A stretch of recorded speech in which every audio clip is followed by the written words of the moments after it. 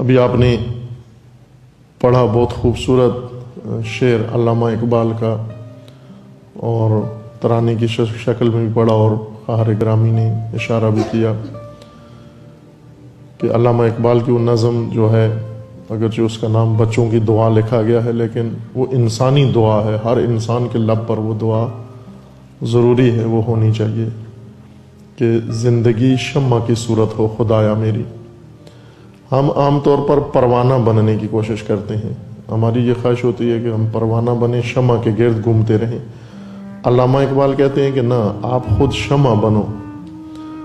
چونکہ پروانہ روشن نہیں کر سکتا، روشنی کا طواف کر سکتا ہے لیکن روشنی نہیں پھیلا سکتا. شمع روشنی پھیلاتی ہے.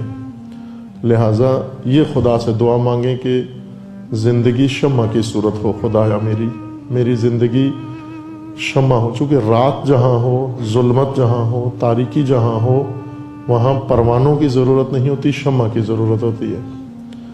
اور شمع کا کام یہ ہوتا ہے کہ خود جلتی ہے، خود روتی ہے. شمع جلتی ہوئی دیکھیے، اس کے آنسو بہ رہے ہوتے ہیں اور آہستہ آہستہ آہستہ آہستہ اس کا جسم ختم ہو رہا ہوتا ہے، لیکن وہ ماحول کو نورانی کر دیتی ہے. شمع سے مراد وہ ایثارگر لوگ ہیں، وہ فداکار لوگ ہیں، وہ لوگ ہیں جو اپنا وقت بھی دے دیتے ہیں، اپنی صحت بھی دے دیتے ہیں، اپنی سلامتی بھی قربان کر دیتے ہیں، اپنا گھر بھی قربان کر دیتے ہیں، اپنے وسائل بھی قربان کرتے ہیں، اپنا سب کچھ راہ خدا میں پیش کر دیتے ہیں تاکہ اس راہ خدا میں روشنی ہو اور دوسرے اس روشنی پر چل سکیں. آپ دیکھیں اس وقت بہت سارے لوگ ہیں اپنے گھروں کو سنبھالے ہوئے ہیں، اپنے گھروں کو اچھا گھر بنایا ہوا ہے، ان گھروں کے اندر اچھا کھانا ہوتا ہے، اچھا پکاتے ہیں، اچھا پہنتے ہیں. سارے ماں باپ کوشش کرتے ہیں اپنے بچوں کا پیٹ پالیں، اپنے بچوں کی فکر میں سب ہیں، حتیٰ حیوانات بھی اپنے بچوں کی فکر میں ہیں. آپ جانوروں کو بھی دیکھیں تو ہر جانور اپنے بچے کی فکر میں، دوسرے کے بچے کو سینگ مارتا ہے، اپنے بچے کو پیار کرتا ہے ہر جانور. یہ انسانی صفت نہیں ہے اپنے بچوں کو پسند کرنا، یہ تو ہر حیوان کی بھی ہے صفت.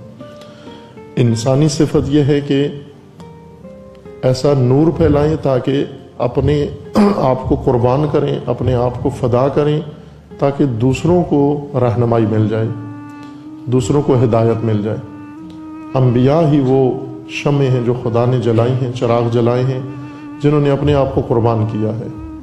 ان کی آل نے اپنے آپ کو قربان کیا ہے اور دوسروں کو ہدایت دی ہے. کربلا میں سید الشہداء علیہ السلام نے اپنے آپ کو قربان کیا، اپنی اولاد کو قربان کیا، اپنا مال و متاع، اپنا سارا خاندان قربان کر دیا تاکہ ہمیں روشنی ملے، ہدایت کی روشنی ملے، علم کی روشنی ملے. یہ نور ہم تک پہنچانے کے لیے اس شمع نے اپنے آپ کو قربان کیا ہے. یہی آرزو ہونی چاہیے اور یہ شمع عملاً بننا چاہیے کہ انسان اپنے آپ کو فدا کرے، اپنے آپ کو قربان کرے تاکہ دوسروں کو کچھ نہ کچھ نصیب ہو جائے.